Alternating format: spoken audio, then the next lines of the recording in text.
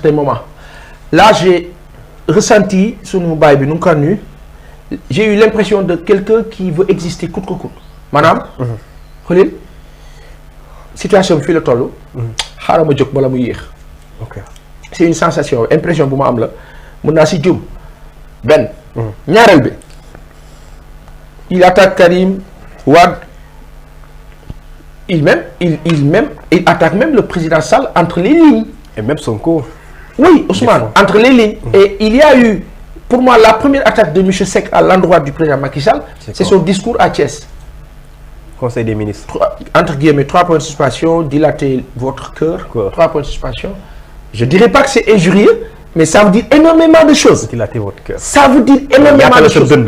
Il y a ce buntu xol. sa xol ubbeeku ça veut dire que ba nga war a gën a mën a accepter mën a nangu loolu mooy yow da nga xat loolu mooy da nga xat xol loolu mooy yow baaxoo loolu mooy nangam c'est une façon de parler c'est l'inspiration ah man pour man foofu la foofu mooy première cassure bi d'accord su ma juumul bi si des moo di ne monsieur Seck Idrissa c'est pertinemment que il lui faut casser beaucoup d'œufs pour exister parce que man dama jàpp ni dafa juum bi muy dem delluwaat di ànd ak président Macky Sall daa juum xaw ma nag yan raison la ak lu ko convaincre en faisant comprendre aux Sénégalais soi-disant wala Sénégalais yi comprendre que pendant 15 mois il parlait avec monsieur Sall bi nga xam ne Sénégalais yi d'accord ñu woon ak moom ci contexte bi jàpp ne idi opposant la et cetera ça c'est quelque chose que beaucoup de Sénégalais duñ ko xabaar donc qu'est-ce qu'il doit faire peut-être pour exister et se faire accepter à nouveau pour moi il est dans le qui-vive par rapport à cela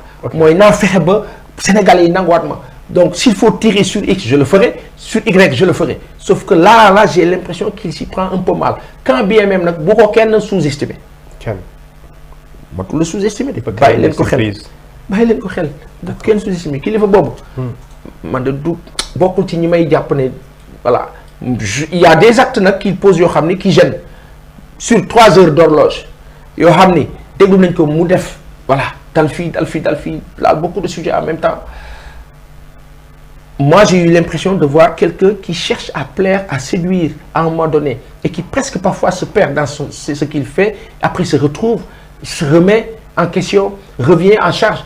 Mais il est dans sa logique d'exister et il parvient à faire de sorte qu'on parle de lui. Ça au moins il y parvient. Bad buzz ou positif, il y a un problème. Modéné, il existe. Donc il fait partie du rang. Mais le silence par exemple, on parle du bilan, mais je dirais même le courage ou l'audace de Idrissa Seck nekk ci Benno nekk dans la mouvance présidentielle déclarer candidature le président Macky Sall limogé wu ko parce que ku mos a wax loolu. Macky Sall dàq na la. Alors tey ñenn ñoo ci wax Omar Youm ñooy génn attaque Idrissa Seck mais Macky Sall du tey décret yi amul d'ailleurs am nañ sax ku wax ne si Idrissa Seck naruloon doon le candidat de Benno Macky Sall allait le limoger.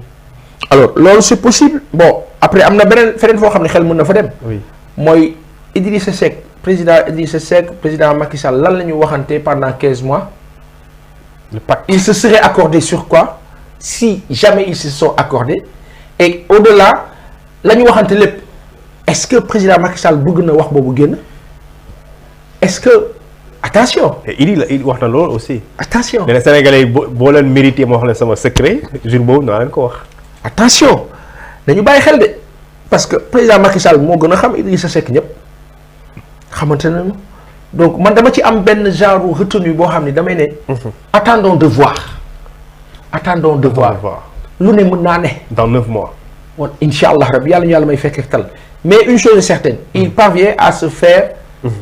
rappeler à exister à nouveau mooy jour bi nga xam ne dañ ko teg ban lu yàgg. mu jékki-jékki fippu. c'est le Messie hein.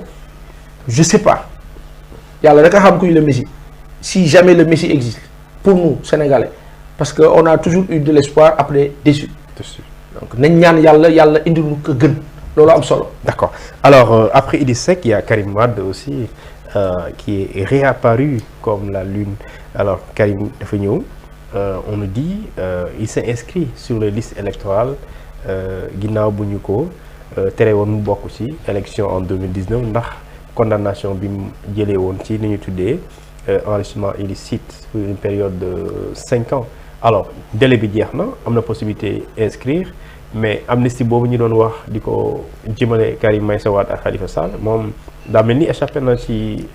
alors cette histoire d'amnistie Karim nangu ko moom. nangu ko parce que période am jeex na. voilà nangu ko et cetera je pense que c'est quelqu'un qui s'inscrit dans la logique de s'inscrire c'est normal en attendant parce que boo inscrire ba pare tamit dañ lay jox sa carte. est-ce que daanu ko jox c'est une question benn bi ci des on nous dit qu'il arriverait il arrive est-ce que dina ñëw ñaar la c'est à voir yàlla xam. pourquoi ces questions. Parce que yàgg nañu wax Karim day ñëw te ñëwul. mais jamono jooju période bi jeexul quand bien même nii contexte bi ñu toll nii bu ñu demee ba wax ñu ay oto nga ci port ba et cetera xel mën na ne il arrive mais une chose est certaine we don't know inscrire na c'est normal c'est aussi une communication.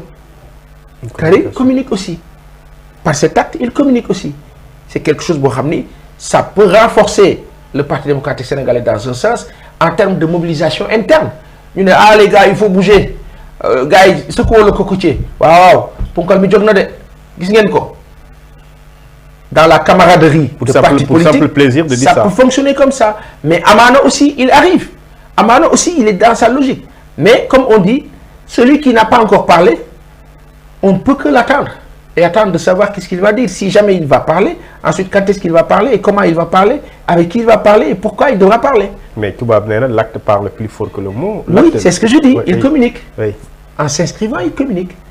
et avec une très belle photo en plus machallah. mais lan moo ko mën a empêcher sachant que comme ni ñu koy waxee les li ko tere woon tuddee ko L29 L30 loolu période bi jeex na lan moo ko mën a quand même tere.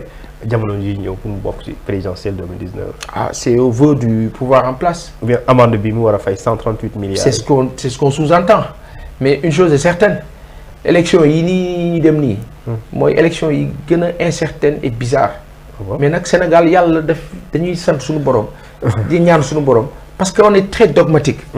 jàpp ne suñu borom mën nañu suturaal.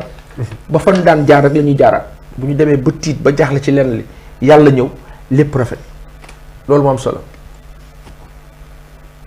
loolu moo am solo ñaan yàlla lépp am ci jàmm ak salaam lépp rafet di wax nag sunu président Sall Macky jàpp nañ ni li xew ci jamono bii yëg na ko yëgu ko tey jii bu ma ñàkkee maandu dama naan waaye moo ko gën a yëg li xew mais su ma maandoo dama naan amaana président yëgu ko jàppe yu bëri yi à tort et à travers à un certain niveau. et c'est chaque jour tous les jours personne ne comprend maa ngi dégg for ci weewu bay cono Mandela dañ ko convoqué suba. ci moom def live fii. waaw maa ngi dégg loolu dañ ko convoqué suba.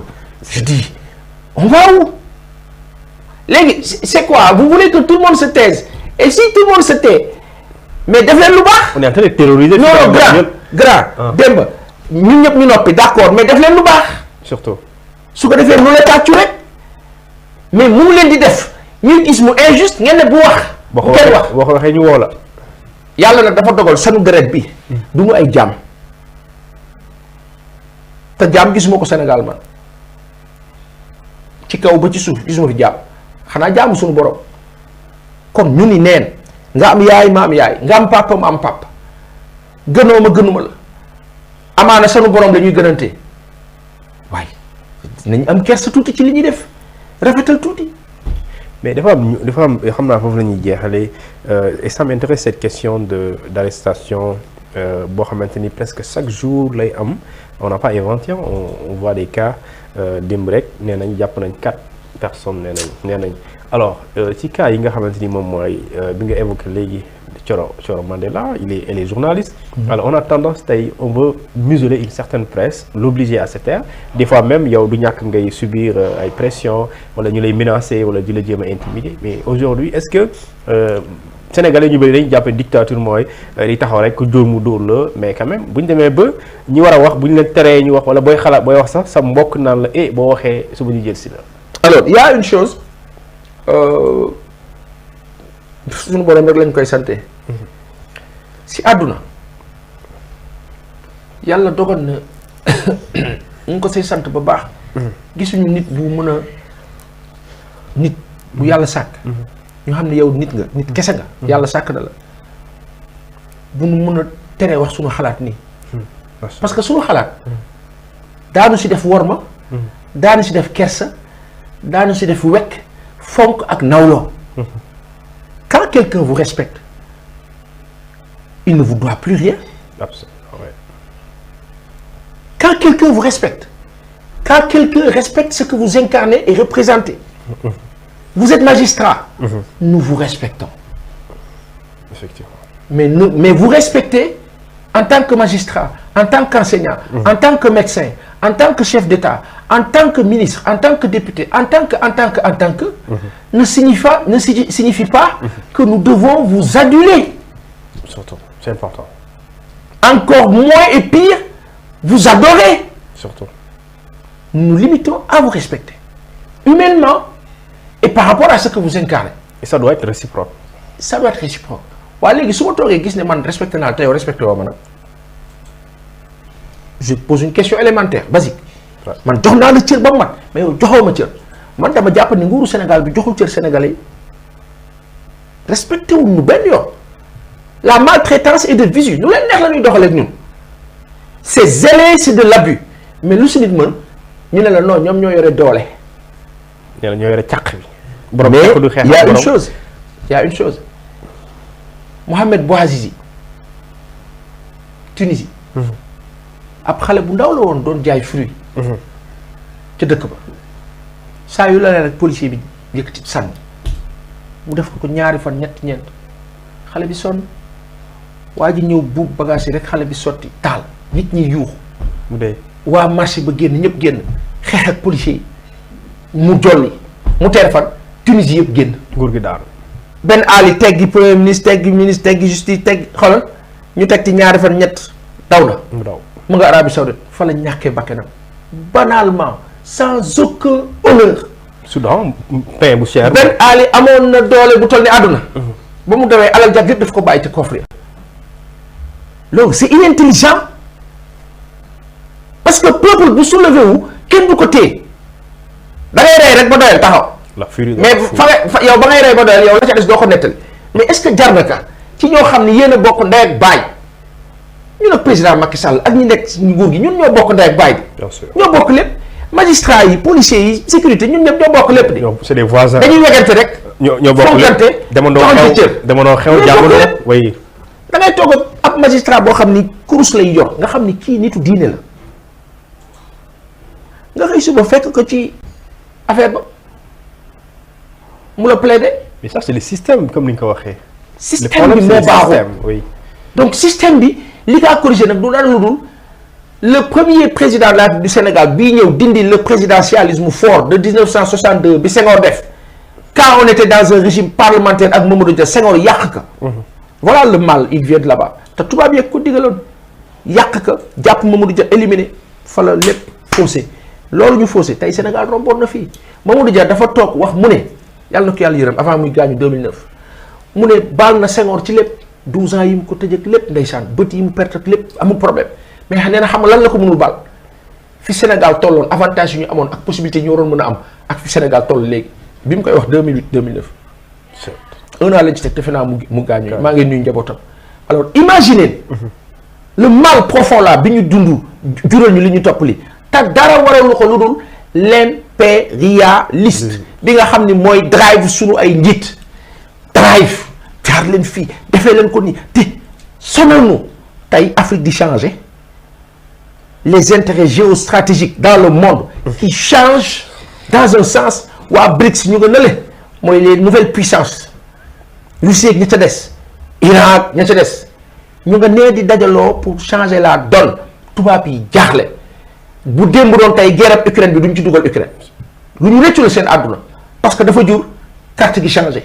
ok tey guerre Yémen bi amoon. lu ko waraloon tubaab yi ak américains yi ñoo jaxase Iran ak Arabie Saoudite. ci seen xeex Iran ak Arabie Saoudite ci seen diggante boobu Yémen nekk fa Arabie Saoudite di jàppale gouvernement bi Iran di jàppale rébellion.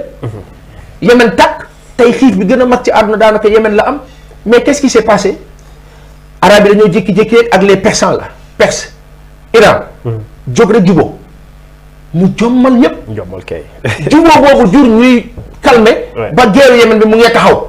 c'est l'enjeu c'est l'envergure parce qu'il y a quelqu'un qui s'appelle la Russie qui devient de plus en plus influente. Bu ñu demee ba Arabie Saoudite di jënd des barils, des millions de barils de pétrole à la Russie, am na lu tax.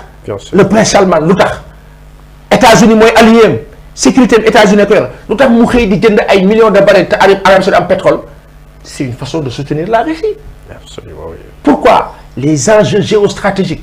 Amérique boo lijjantiwul samay mbir Russie lijjanti ko amul problème, la Russie va devenir encore plus forte. Imaginez lii nga xam ne Amérique mu ngi ko am Arabie Saoudite su ko Russie amee Arabie Saoudite. Voilà.